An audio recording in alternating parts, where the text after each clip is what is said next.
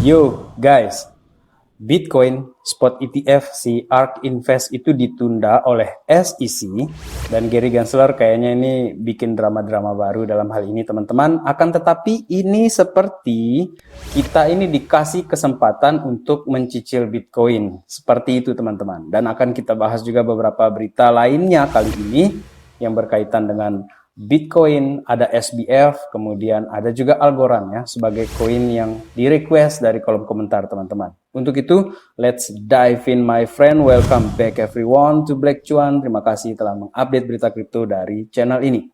Teman-teman, yang pertama di sini sebelum kita membahas ya sedikit mengenai spot ETF atau ETF-nya ARK Invest yang ditolak oleh si SEC. Yang pertama ingin saya bahas mengenai update kripto hari ini adalah mengenai ini nih si Sam Bankman ya, FTX founder Sam Bankman ini akhirnya masuk bui teman-teman dan menolak ini untuk bailnya dia, revoke bailnya itu ditolak oleh hakim karena dianggap bahwa Sam Bankman ini mau main kucing-kucingan. Dia mau menggunakan kekuasaannya dia, uangnya dia untuk meloloskan diri dari jeratan hukum di depannya dia. Akan tetapi ini kalau kita lihat gambarnya ini ada si botak ini kok kayak Andrew Tate ya, tapi ini nih, yang baju ini nih si Sam Bankman-nya di sini teman-teman.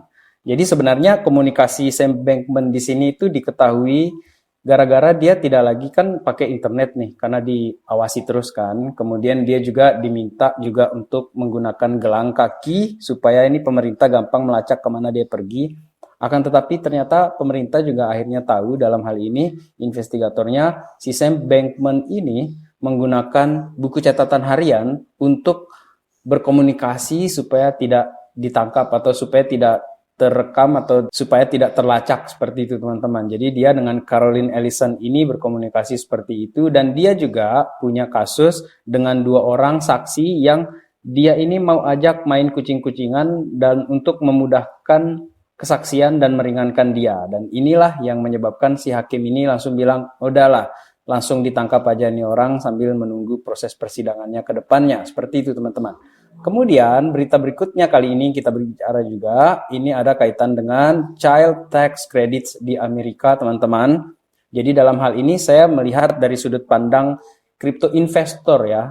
Akan tetapi kalau kita lihat juga sebagai orang Indonesia, ini program yang bagus ya di Amerika itu, artinya negara ini memberi 250 sampai 300 dolar per anak. Dan di sini dikatakan without having to take any action. Dan ini bentuk usaha dari pemerintah Amerika Serikat ini. Dan ini merupakan upaya dari pemerintah Amerika Serikat untuk memulihkan ekonomi serta kalau saya baca ini ya, ini kayak mereka berinvestasi itu ke anak-anaknya mereka, ke children yang ada sekarang ini supaya mereka itu tidak kekurangan dana, kekurangan pendidikan segala macam karena uangnya disediakan oleh negara. Itu yang saya pahami di sini. Meskipun ini dari pajak-pajak yang lain yang dipajak orang-orang yang bekerja seperti itu teman-teman. Akan tetapi saya melihat sisi yang bagus dalam hal ini. Dan kalau kita melihat mengenai agenda tahun depan teman-teman berkaitan dengan ini, karena ini kan ada kenaikan nih dari 2.000 dolar dinaikin sampai ke 3.600 dolar ya untuk tax credit kepada anak tersebut teman-teman. Jadi pemberian dana itu besar sekali dari pemerintah dan di sini beberapa Republicans ini menganggap ini good. Jadi ini kebijakan yang bagus tetapi ini juga dianggap sebagai good politics. Guys, di tahun depan itu seperti saya katakan ada event halving di sana, kemudian ada juga peristiwa politik besar yakni pemilihan presiden Amerika Serikat. Dan jelaslah dalam hal ini kita bisa membaca gelagat-gelagat seperti ini, kebijakan-kebijakan yang perlu seperti ini menurut saya ini bagus untuk warga Amerika Serikat dan juga sepertinya akan bagus untuk masa depan aset-aset kripto di tahun depan. Itu yang kita harapkan teman-teman. Kemudian sekarang ini berkaitan dengan SEC. SEC akhirnya menunda untuk memberikan decision-nya dia terhadap Bitcoin ETF dari Cathie Wood atau ARK Invest dalam hal ini teman-teman. Dan informasi selanjutnya itu akan kita update nanti ya teman-teman seperti apa pemberitaannya. Akan tetapi hal yang menarik dari kejadian ini teman-teman adalah apa yang dikatakan oleh Angga Andinata di sini itu merupakan sesuatu sudut pandang yang berbeda ya. Jadi ada orang yang menganggap oh kalau ini ditunda berarti Bitcoin akan terus di bawah nih seperti itu teman-teman. Akan tetapi ada juga salah satu sudut pandang orang-orang yang optimis terhadap pasar ini. Dia menganggap bahwa penundaan ini merupakan kesempatan untuk melakukan ini nih, cicil Bitcoin. Itu yang dikatakan oleh Angga Andinata di sini, teman-teman. Dan apakah sahabat Black Cuan juga melakukan hal yang sama atau melihat hal ini dari sudut pandang yang sama seperti yang dikatakan oleh Angga Andinata di sini? Karena ada satu di sini ya, yang bisalah saya katakan di sini, ini dari koin-koinan dari Mas Dito di sini. Jadi dia meretweet sini sebuah video dari Gareth Soloway, teman-teman. Jadi Gareth Soloway di sini secara bold ya, dia menyatakan bahwa ada kemungkinan di akhir tahun ini atau di kuartal keempat mungkin ya seperti itu, Bitcoin ini bisa kembali ke basic harganya dia atau bisa kembali turun teman-teman ke 20.000 dolar untuk harga per satu Bitcoin. Itu yang dia bayangkan. Karena tampaknya ini kok kayak terlalu gampang seperti itu. Jadi kita beli sekarang, kemudian ini akan ada halving tahun depan, terus terjadi kenaikan. Kan ada skenario teman-teman. Skenario itu kan yang kita tidak tahu ke depannya seperti apa. Jadi buat yang optimis, ya memang ini akan sangat bagus ke depannya. Akan tetapi dari Gareth Soloway dia katakan ini bisa sampai 20.000 dolar ini penurunan si Bitcoin-nya. Mungkin dari situ baru terjadi pemantulan teman-teman. Kemudian teman-teman kalau kita lihat dari chart-nya di sini, ini saya ambil dari Stock Money Lizard teman-teman. Ya, jadi kita ini memang berada di resisten yang cukup kuat ya teman-teman. Dan kita berada di sini terus sampai sekarang ini. Dan sesuai dengan katanya Angga Andinata juga ya, kalau ini ditunda kan Bitcoin ETF dari ARK Invest tersebut, maka kayaknya akan bermain di area-area ini, terutama di area 29.000 ini kan, karena itu support yang cukup kuat juga menurut saya di sini teman-teman.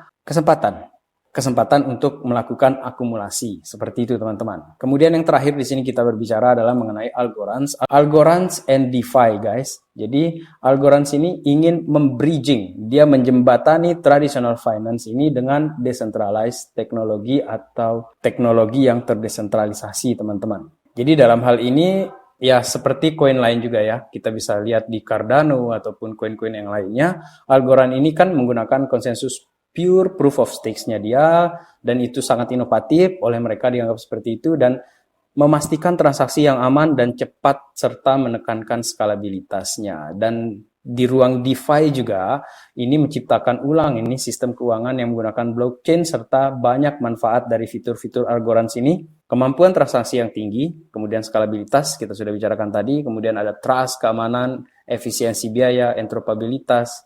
Jadi teman-teman, untuk Algorand ini kayaknya masih punya masa depan yang cerah menurut saya dalam hal ini. Dan salah satu faktor juga saya lihat ya, pernah ini anak buahnya si Charles Hoskinson ya, atau partner kerjanya Charles Hoskinson itu malah pindah ke timnya Algorand teman-teman. Akan tetapi dalam hal itu si Charles Hoskinson malah menyatakan justru dengan perpindahan salah satu anggotanya dia itu atau timnya dia, partnersnya dia itu akan menjembatani juga kerjasama antara Cardano dan si Algorand ini di masa depan. Sementara untuk prediksi harganya si Algorand sendiri teman-teman, apakah bisa nanti ini si Algorand ini di tahun 2023 ini naik ke 1 dolar? Menurut saya secara realistis teman-teman, karena Bitcoin-nya masih belum terlalu bergerak di sini. Jadi untuk ke 1 dolarnya kayaknya agak berat di sini teman-teman. Jadi saya harus realistis dalam hal ini. Akan tetapi sisi menariknya adalah ini dari chart yang satu harinya, si Algorand ini sudah menembus resistensinya dia di sini teman-teman di 0,1 dolar di sini sekarang ini. Jadi ada kemungkinan juga sih kalau misalnya Bitcoin-nya turun atau segala macam keadaan yang tidak menentu, dia akan nge-retest lagi nih si resisten yang sebelumnya dan sekarang menjadi support, dan ada resisten di atasnya dia di sini di 0,12, dan di akhir tahun ini menurut saya si Algorand ini bisa menembus mungkin di 0,15 dolar seperti itu, tergantung kepada pergerakan harga si BTC-nya juga nanti teman-teman. Dan teman-teman, ini bukan financial advice ya. Jadi konten Black Cuan ini adalah sharing ataupun diskusi mengenai aset-aset kripto ataupun pendapat saya ya dalam hal ini, apa yang saya lihat di perkembangan harga-harga ataupun berita-berita yang terjadi di dalam ekosistem kripto ini teman-teman. Jadi untuk teman-teman yang ingin membeli Algorand ataupun Bitcoin atau aset apapun di dalam kripto ini, tetap melakukan riset secara mandiri teman-teman, dan gunakanlah konten di dalam Black Cuan ini untuk sebagai referensi saja seperti itu teman-teman. Oke, baik, terima kasih telah menonton video kali ini. Sampai jumpa di update yang berikutnya. Salam Black Cuan. Peace my friend.